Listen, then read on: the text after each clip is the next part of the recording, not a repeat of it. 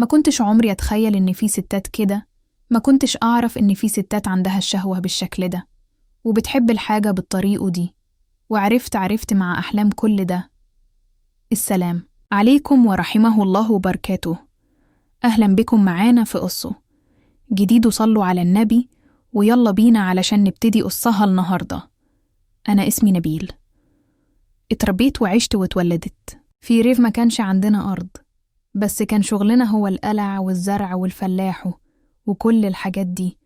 وأنا لسه عندي 17 سنة لقيت أبويا بيقول لي إحنا لازم نجوزك، لازم نجوزك ونفرح بيك طول أنالسه. عندي 17 سنة يابا، لسه قدام شوية.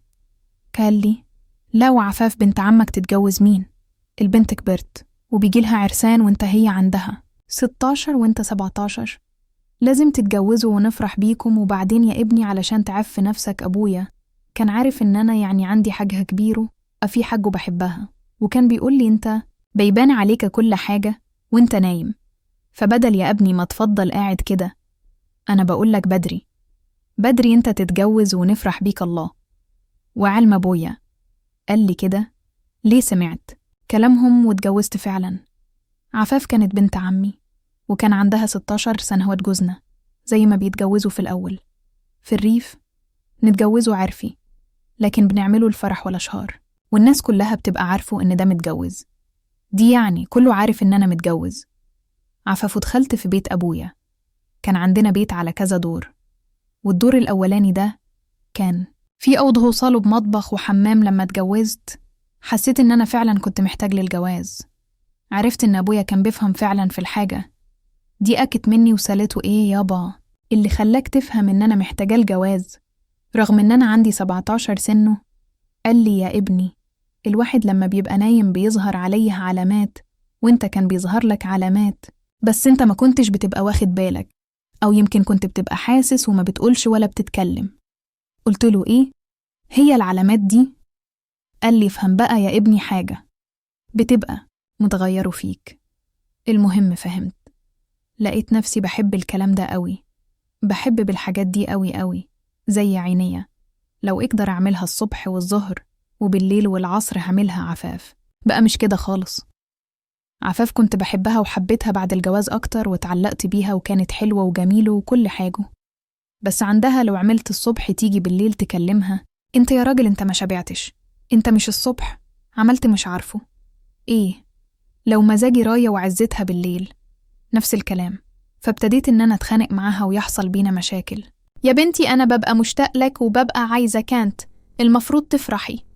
قالت لي ماشي، ده كان اول اسبوع جواز، خلاص بقى انت هتفضل قاعد جنبي، انت عايز الحاجات دي وبس. اصحى الصبح مزاجي راي ونقضي حب ووقت حلوي مع بعض، لو جيت مثلا آخر النهار أبقى عايزها، ولا بالليل ما عندهاش الكلام ده عندها.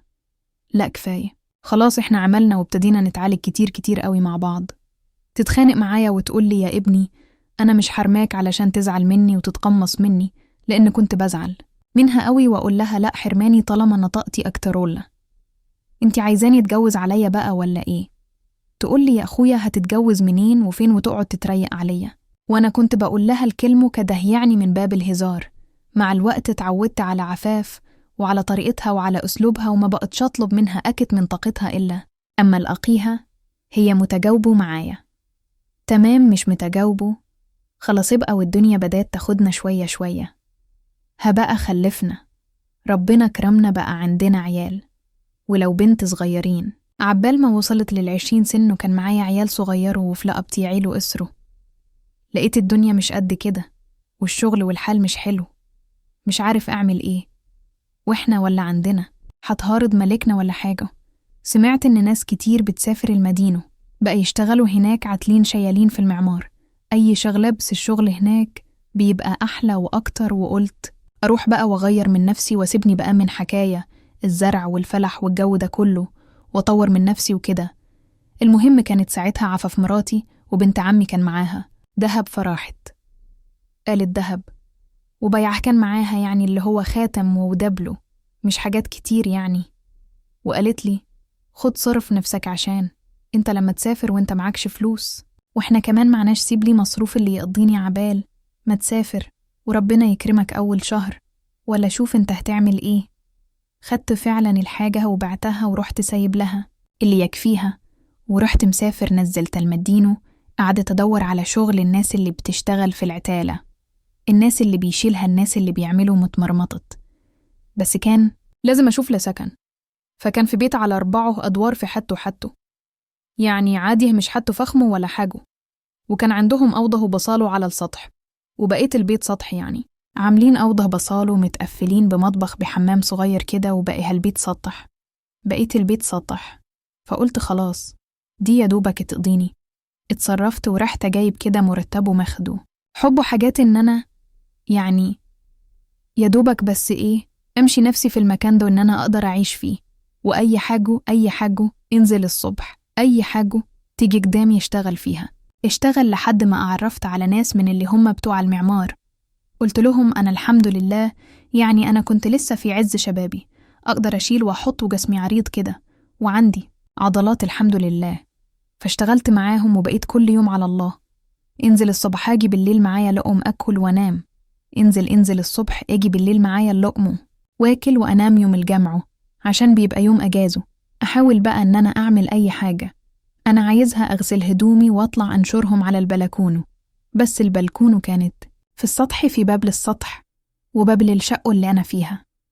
وطبعا أنا ولا كان عندي غساله ولا غيرها في يوم الجمعة. بقى قمت وقعدت أروق الأوضة وقعدت أنفض وقعدت أغسله غصب عني، وقعت وكان في حاجة في إيدي دي وقعت مني ساعتها. لقيت واحد وست طلعوا عماله تزعق انتوا بهايم، انتوا ما تعرفيش يعني ايه هعيشوا الناس نايموا حد يعمل كده الصبحية حد معرفش ايه، وانا كده انا بصحى بدريفانا سامع الصوت وواقف. طب انا اطلع ولا ما اطلعش ولا اعمل ايه؟ المهم لقيتها بتهب انت مش بني ادم، ايه الازعاج اللي انتوا فيه ده؟ حد يعمل كده الصبح؟ انت بتهبد وبترزع، انا مش عارفه انام. انتي زهقتني يوبا نفتح الباب.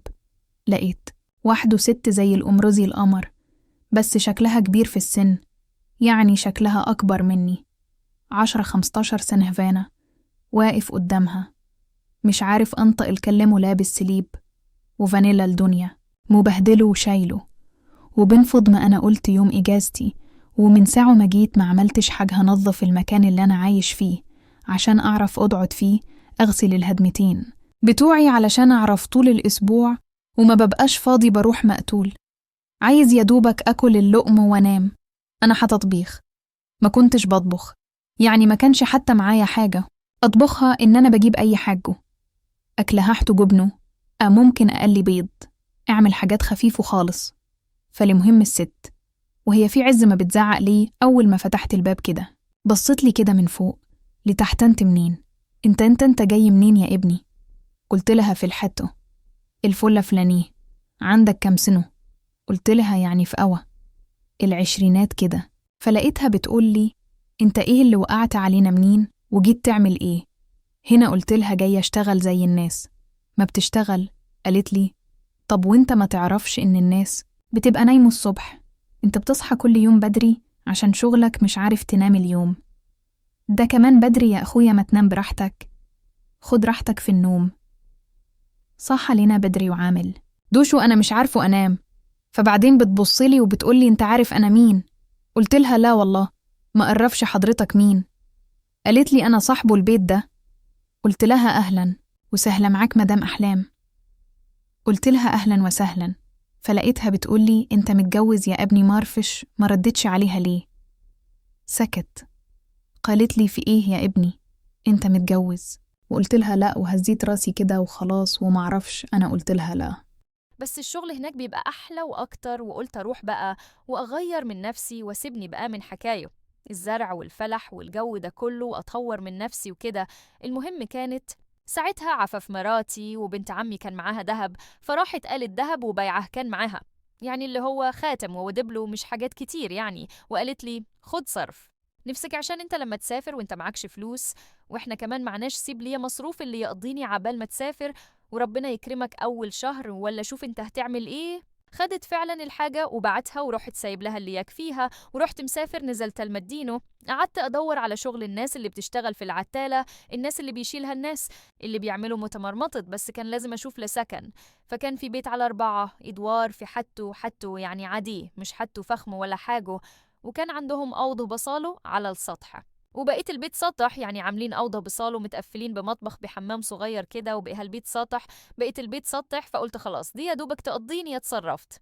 ورحت جايب كده مرتبه ماخده وحبه حاجات ان انا يعني يا دوبك بس ايه امشي نفسي في المكان ده، ان انا اقدر اعيش فيه، واي حاجه اي حاجه انزل الصبح اي حاجه تيجي قدامي اشتغل فيها اشتغل. لحد ما انا عرفت على ناس من اللي هم بتوع المعمار، قلت لهم انا الحمد لله يعني انا كنت لسه في عز شبابي اقدر اشيل واحط، وجسمي عريض كده وعندي عضلات الحمد لله. فاشتغلت معاهم وبقيت كل يوم على الله، انزل الصبح اجي بالليل معايا لقم اكل وانام، انزل الصبح اجي بالليل معايا اللقم واكل وانام يوم الجمعة عشان بيبقى يوم اجازه. احاول بقى ان انا اعمل اي حاجة انا عايزها، اغسل هدومي واطلع انشرهم على البلكونو. بس البلكونو كانت في السطح، في باب للسطح وباب للشقة اللي انا فيها.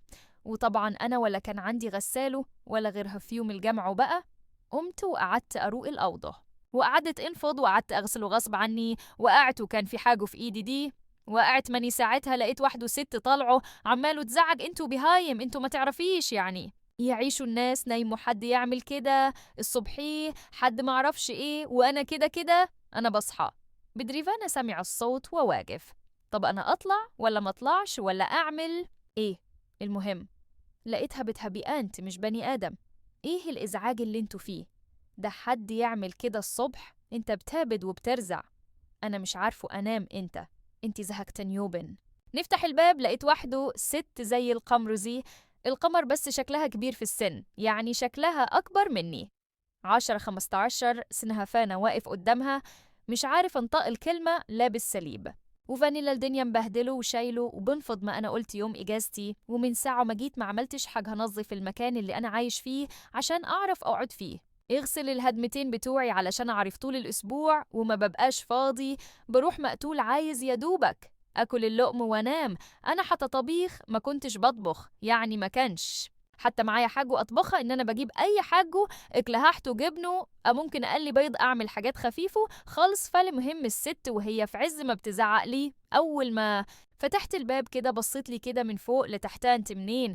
انت جاي منين يا ابني؟ قلت لها في الحته والفلفلانيه. عندك كم سنه؟ قلت لها يعني في العشرينات كده. فلقيتها بتقول لي انت ايه اللي وقعت علينا منين وجيت تعمل ايه هنا؟ قلت لها جايه اشتغل زي الناس ما بتشتغل. قالت لي طب وانت ما تعرفش إن الناس بتبقى نايمة الصبح؟ أنت بتصحى كل يوم بدري عشان شغلك، مش عارف تنام اليوم ده كمان بدري يا أخويا؟ ما تنام براحتك، خد راحتك في النوم. صح لينا بدري وعامل دوش وأنا مش عارفه أنام.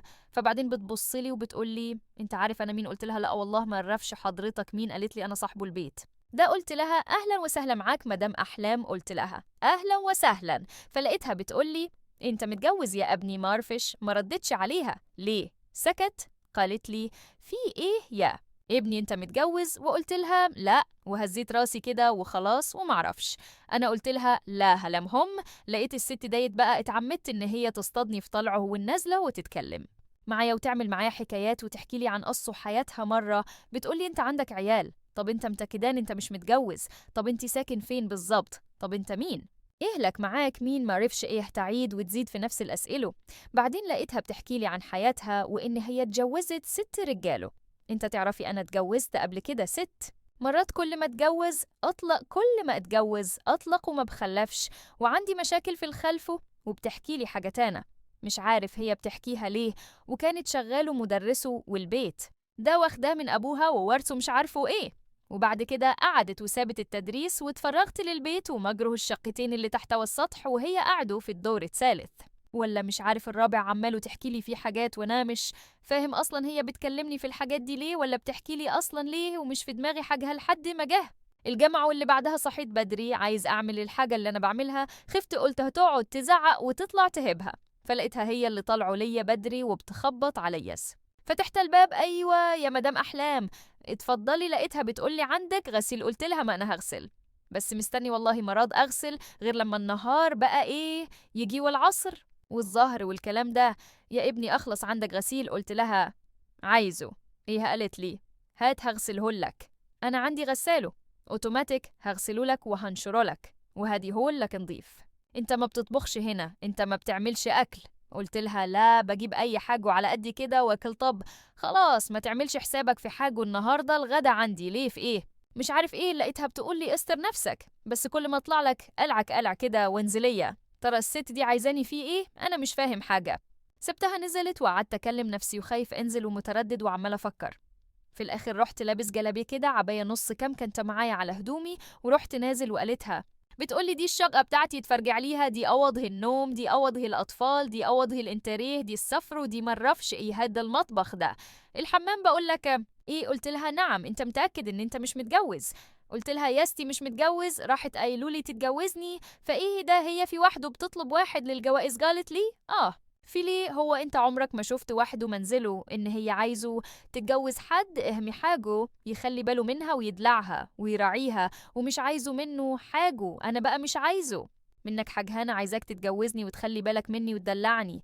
بس انا معايا فلوس ومعايا اللي يكفيني، وباخد ايراد محل وغير ايراد البيت والدنيا معايا حلو قوي، وعندي وعندي وعندي وعندي. مش عايزه منك اي حاجه غير ان انت تدلعني. انا اتجوزت سته وكل مره اطلق وانا مش عايزه. اعيش وحيده ولا اعمل حاجه؟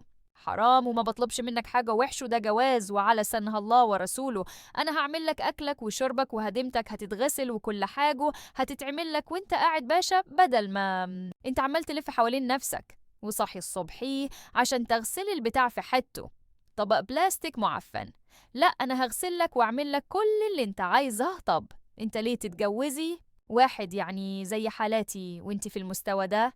قالت ما يمكن اللي انت شايفه ان انت زي يعني على قد حالك، بس انت اللي تعمل لي اللي انا عايزاها بصراحة. بقى انا شايفه ان انت اللي هتطلع احلى من كل اللي انا اتجوزتها. قعدت افكر وطلعت على فوق، لقيتها بعد شوية بتخبط. هو انت هتفكر؟ قلت لها لا انا موافق. لقيتها بتقولي احنا هنكتب الكتاب هنا، المأذون والشهود وكله يجوا هنا. قلت لها انا معرفش حد. قالت لي أنا مش عايزه منك حاجة، وجابت المأذون وجابت الشهود. ولقيت كتب كتابي واتجوزت، وما ذكرتش طبعا إن أنا متجوز ومخلف والكلام ده. لقيتها ست فرفوش وقويما، عندهاش حساب في أي حاجة وعايشوا فعلا حياتها بس تضحك وتهزر وتلبس وترقص وتاكل وتشرب وتدلع وبس، وهي مش عايزة حاجه غير كده. قعدت افتكر مراتي اللي في خلال جوازنا كنت على طول بتخانق معاها علشان بتحسب لي كل حاجة، يعني أبقى عايزها محتاجها مشتاق لها. تقول لي مش أنت لسه عامل امبارح؟ أنت مش لسه عامل النهاردة؟ هصحى الصبح مزاجي رايق، اعمل معاه كده ويحصل بينا العلاقة، وبعدين أطلع أشتغل وأجبل الليل يبقى مزاجي رايق، فاطلب منها تقعد تزعق لي إيه؟ ده هو صبح وليل. حرام عليك يا أخي، انتي ما بتفكرش اللي في الحاجات دي. أنا تعبان وأنا زهقان وأنا العيال تعبني طول النهار، أنا العيال مدوخيني، أنا كنت بنغسلانة كنت بنضفض. ودي كانت تقريبا المشكلة كبيرة بيني وبينها، اللي كانت الحاجة الوحيدة اللي مضايقاني في جوازتي إن عفاف مقرفوا شوية في العلاقة دي، مش بحبوحه كده.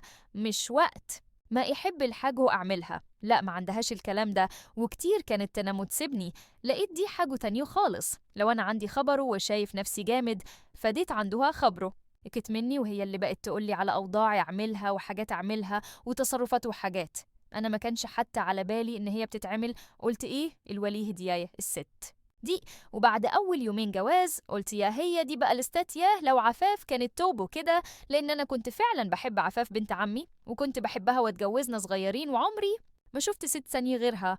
لكن أحلام دي كانت حاجة تانية خالص. لقيتها هي كمان بتمدح فيا بعد أول كام يوم جوائز، ولقيتها بتقولي أنا بصراحة اتجوزت استرجاله، بس ما كانش في راجل فيهم زيك كده. أنا مش هسيبك، أنا مش هسيبك، ومش هنسيب بعض، وهفضل معاك. أنا مش عايزاك تشتغل، أنا مش عايزه منك أي حاجة، وأنا عايزاك تدلعني صبح وظهر وعصر وبالليل والصبح.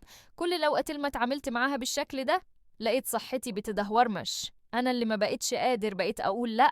ده عفاف كان ترحم عفاف، كانت بتسيبني اشتتاج لها، أوحشها توحشني دي. ما فيش تصحى من النوم تقعد تتكلم معاها كلمتين، عايزه كده تفطر تقعد معاه شوية، عايزه كده تتغدى تقعد معاه شويتين، عايزه كده بالليل في السهر، عايزه كده. طب الواحد يجيب لك طاقه منين؟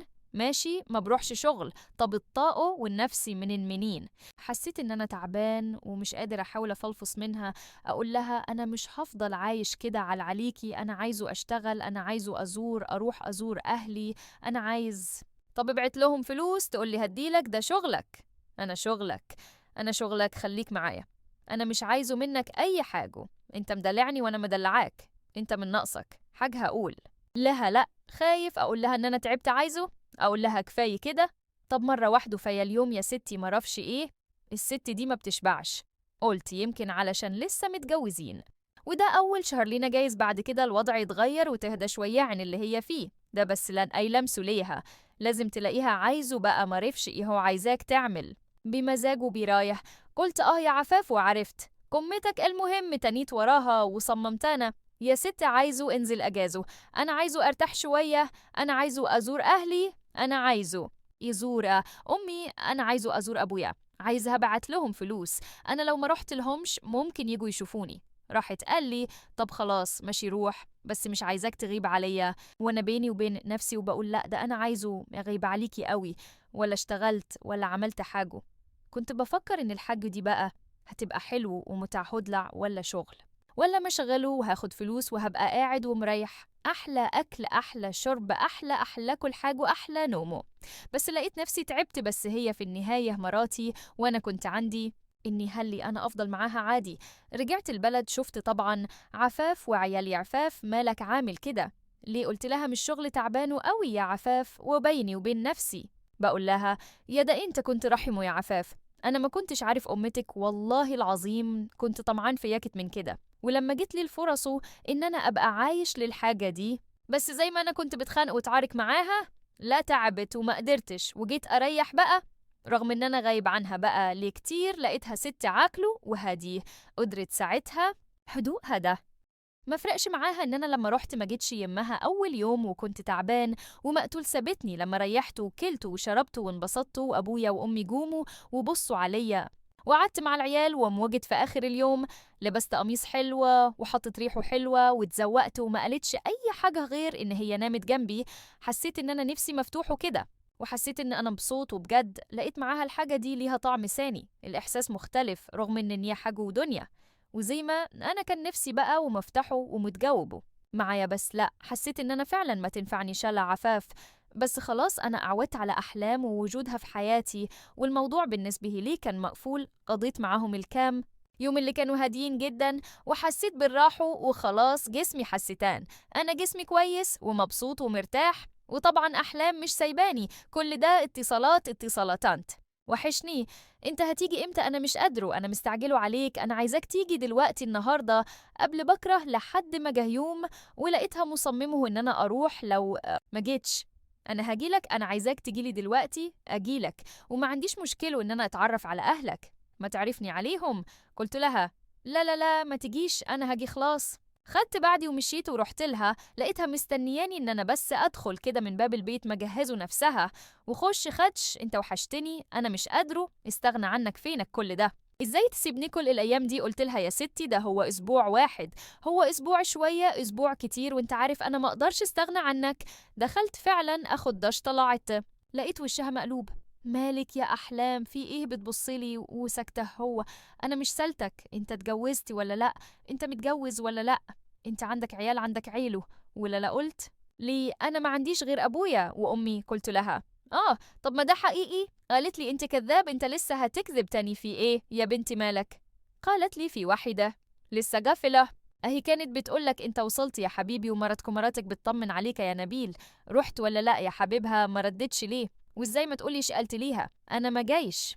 في بتقولك لما اتعرفت عليا قالت لي طب ولما قلتلك ان احنا نتجوز ما عرفتنيش ليه ان انت متجوزة اصلا؟ يعني انت في واحدة ثانية بتنام معاه؟ يعني انت في واحد وثانية بتبقى في حضنك، يعني انا ابقى في واحد وثانية مشاركاني فيك؟ ازاي ما تعرفنيش حاجة زي دي؟ قلت لها طب ما انت متجوزه قبل مني كذا مرة، أنا اتكلمت، أنا قلت حاجة. قالت لي بس ما عارفة، كانت مش واضح وانت مش صريح، وحسيت إن هي مخنوقة ومتغاظة مني قوي، لدرجة هان هيول مرة تسيبني وما تعملش معايا الحاجة، وهي كانت مجهزة نفسها. حاولت أصالحها وراضيها وقلت لها يا ستي انت عندك حق، وانا غلطان اللي ما قلتلكيش، بس هي جت معايا كده. برد نظراتها ليا مش اللي هي لحد ثاني يوم لقيتها بتقولي بقولك ايه؟ قلت لها ايه؟ قالت لي انا عندي حاجة ليك كده وتخليك جامد وحلو. قلت لها طب هو انا مش جامد؟ قالت لي لا هتخليك اجمد، مش انت بتتعب برضه؟ ما انت جوز الاتنين. قلت لها بس انا ما بسافرش لمراتي كل يوم. ماشي انا بالنسبة لك ايه؟ قلت لها الصراحة انت 2 و3 و4، انت بالثلاث واللي فاضلين. رحت قال لي طب خلاص انا هديك حاجة طالما انت بتبقى تعبان مني ومفري حاجة قوتك كده وتخليك جامد. ودتني برشان، وبعد كده بقت تعمل لي قهوة تظبط الدماغ. او يا القهوة دي طلعت ايه؟ زي قهوة عدلات، عارفين قهوة عدلات فيها نوع من انواع المكيفة، نوع عالي قوي. طبعا انا في البدايه دايس في اي حاجه معاها، اي حاجه تخليني جامد وما تعبش منها وما فيش. كنت عايز اراضيها لان انا كنت شايف نفسي غلطان في علقان انا ما صرحتهاش من الاول، وغلطان ان انا ما عرفتهاش. وهي فعلا قالت لي كل حاجه عن هقبل ما تعرض عليا العرض ده، بس هي في النهايه ست غريبه ومريبها. بعد الوقت كنت في الاول فعلا اخد الحبايه منها واشرب فنجان القهوه وابقى اطور حصن بهيم كل حاجة في الدنيا، أبقى جامد، أبقى شرس، أبقى. وهي كانت تقول لي أنا عايزك تموتني، أنا عايزاك تعمل فيها اللي أنت عايزه، ما ترحمنيش، ما تبقاش هادي، أنا عايزاك تبقى عنيف مرة على مرة على مرة. أخد الحاجة اللي هيبتديها لي ساعة كده ولاقي نفسي تعبان ومفيش خلصة، مش مركز، مش فايق. جسمي بدأ يتغير، العضلات تنزل وشي، شكله يتغير، بقيت شبه فعلا المدمنين. وفهمت ساعتها ان انا بقيت مدمن. وبعد ما وصلت لمرحله من الحاجه دي لقيتها تسيبني ما تدينيش حاجه غير لما انا اطلب. بقيت اتعب فاطلب منها اقول لها انا عايزك تديني اللي انت بتديه لي ده، تديني على قد ما انا اعمل لها اللي هي عايزاه.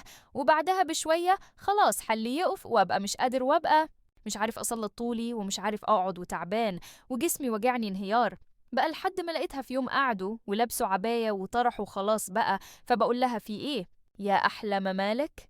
قالت لي أنا عايزه الطلاق. بتقول لها ليه؟ قالت لي عشان انت كذبت عليا وانت خدعتني. ضحكت عليا وميش إن انت في وحده ثانيهم شاركاني فيك، ودخلت معايا على نور زي ما أنا كنت على نور وواضحه معاك. قلت لها يعني انت هتسيبيني دلوقتي بعد اللي بقابلنا ده؟ قالت لي قلت لها انت بقى كده كنت هتسيبيني؟ انت بتتسلي. قالت لي ايا كان ما يخصكش وما يخصنيش دلوقتي. لقيت نفسي بنهار وبتعصب عليها وبقول لها انت ست مش مظبوطه، انت مش طبيعي، انت شكلك بتاخدي الرجال وترميهم بعد كده وتاخدي مزاجك منهم. قالت لي انا ما ضحكتش عليك وكل حاجه كانت على نار وكل حاجه كانت بالحلاق، ولا رحت اتجوزتك عرفي ولا عملت معاك حاجه فيا الحرام. قلت لها بس انا في دلوقتي بسببك انا مش قادر، انا جسمي تعبني. قالت لي ماليشة فيها، كنت انا ساعتها شايف شريط برشامس عندها كده من البرشام الاحمر ده وخدته من وراها. ما خلاص عرفت ان هي مش هترجعني وفعلا هنتطلق بعد ما اتخانقت معاها، ولقيت الناس كلها هتتفرج علينا. وطبعا هي صاحبه البيت وهي الكل في الكل وبصاحبه المنطقه، وانا معرفش حد هنا.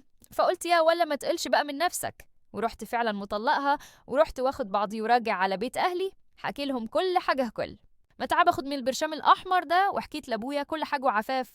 زعلت واتصدمت، بس في نفس الوقت كانت واخدة بالها إن أنا تعبان وإن أنا مش حامل لوم ولا عتب، لأن فعلا هي كانت بتحبني بجد. وقلت لها إن أنا عرفت قيمتك وجيمه الحاجات القديمة اللي كنت بزعل منك فيها كل حاجة فهمتها. بس أنا دلوقتي أهم حاجة عندي إن أنا لازم أبطل الزفت اللي أنا فيه ده. عرفتهم إن أنا معايا البرشام ده، لو خلص مش عارف حتى هجيبه ازاي، ثاني مرفش بيتباع ازاي ولا بيجي منين ومعرفش ومش عايزه. اعرف انا عايزه اخف وعايزه اتعالج. ابويا قال لي كلمتين، قال لي بص يا ابني انت مشيت غلط، وهي الست حتى لو وحشوا فانت برضو اللي اديتها اللي يخليك تعمل فيكي كده. انت اللي سلمتها نفسك وانت اللي غلطت معاها، وانت برده فعلا اللي ما كنتش واضح. قلت له ابوس ايدك يابا، أنا عايزة أبقى كويس. راح أبويا واخدني راح بيا الصيدلية وجاب لي عسل أبيض وعسل أسمر، وجاب لي علاج كده من الصيدلية، وكان عنده جنزير بيربط بيه العجلة بتاعته. قعدني في الأوضة اللي تحت الأوضة بصاله اللي في مدخل بيتنا، وطلب إن محدش يدخل عليا خالص إلا هو بس. قول لي يا ابني إحنا مش قد الفلوس بتاعه، المصحات والعلاجات والحاجات الغالي دي، ما اكذبش عليك انتي هتجمد وانا هجمد، وعايزك تنام على قد ما تقدر. وربطني بالجنزير ده وربط. الجنزير في حاجها في الأوضة، بحيث إن أنا جاب جنزير تاني وطوله لي إن أنا أعرف أدخل الحمام تمام وأقعد في الصالة وأتحرك ما بقاش متكتف، بس معرفش أخرج من الشقة نفسها اللي هي أوضها بصاله ومطبخ وحمام وبقش حد يشوفني خالص إلا أبويا صوت أعيط انهار، أنام أصحى يحصل اللي يحصل مع نفسي، أتعب أنام أصحى أقطع في نفسي وأنام وأخد أبويا يجي يديني العلاج، ياكلني العسل ياكلني الأكل الثاني اللي هو بيبقى جايبه لنديش في بيت قدامي اللي أنا أقدر يطولوا غير عسل أسمر وعسل أبيض وسابني كده لحد ما أنا فقت خالص وجسمي نسى كل ده. وأبويا كان هو فعلا السبب اللي خليني أقوم من أول وجديد كل ده بسبب ست جايز أنا غلطت في حقها، بس هل كان يستاهل إن هي تنتقم مني الانتقام ده وتسيبني بعد ما تدمرني؟ أنا معرفش هي بتشرب الحاجات دي وبتاخدها عشان كده مهيبرها على طول ولا إيه ظروفها، أنا معرفش، بس أنا كان ذنبي إيه كل ده علشان ما قلتلهاش إن أنا كنت متجوز. أنا مش متخيل دي ست مريض من الناس الغريبة. علشان كده لما بشوف أي دلوقتي حد كاتب على الفيس أنا محتاج واحد اتجوزه، عندي كل حاجة وعندي شقه بس يصني، بشوف فعلا كده بقعد أضحك على نفسي إن أنا كنت أهبل إن أنا صدقت الحاجة دي. الحمد لله اتشفيت واتعفيت وحمدت ربنا وبعدت خالص عن أي حاجة ليها علاقة بالستاتاو، أي حاجة ليها علاقة بالمكيفات، وما جربتش حتى ان انا اخد بعد كده اي حاجة. هي الحاجة الوحيد واللي كانت ربطاني بالحاجة دي، ولما سبتها سبت كل حاجة وحشهولكن قطعست، عرفت ايامه مراتي وبيتي واتغيرت، والموضوع ده فارق معايا لاني فعلا اتعلمت منه. وانا هنا بحكي قصتي علشان انت كمان تتعلم منها. في ستات بتجيب الكافيه من يومين، كنت صاحب سامع واحد صاحبي بيتكلم على واحده عايزه تدمره وعايزه تحرب وراه وعايزه تضيعه في ستات، ان قدروا ستات ما حدش يقدر عليها الا ربنا، وانا ربنا وقعني في الستات دي. كل اللي طلعت بيه ان انا عرفت اقيم مراتي وبيتي، والحمد لله على كده والله، وربنا كرمني وعوضني لان انا ما استسلمتش للغلط، والحمد لله ان هي جيت على قد كده. ودي كانت قصتي ودي كانت حكايتي، ولحد هنا بقى بنكون وصلنا لنهاية. قصه النهاردة بجد قصه تقيله وليها فعلا عزه بجد. القصة دي حقيقية وممكن تكون شبه قصص ناس كتير جدا حوالين مننا، فانت بقى تعزخ لي بالك وانت كمان خلي بالك، ولو كملت القصة ما تنسوش تشاركوني برأيكم تحت اسفل التعليقات، لأنه أكيد بيهمني اشتركوا في القناة وفعلوا زر الجرس علشان يوصلكم مني كل جديد، ويا ريت لو تعملوا شير لأصحابكم وحبايبكم علشان هم كمان يتابعوا معنا قصي النهاردة. السلام عليكم.